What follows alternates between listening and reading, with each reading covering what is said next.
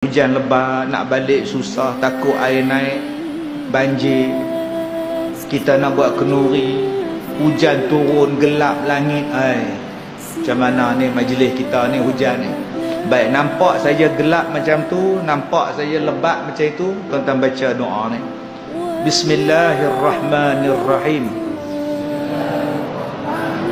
Allahumma hawalaina wala alaina. Lagi sekali, Allahumma hawalaina wala alaina. Allahumma hawalaina wala alaina. Baik, sekarang kita serentak satu mula. Allahumma hawalaina wala alaina. Okey, tuan-tuan baca sendiri.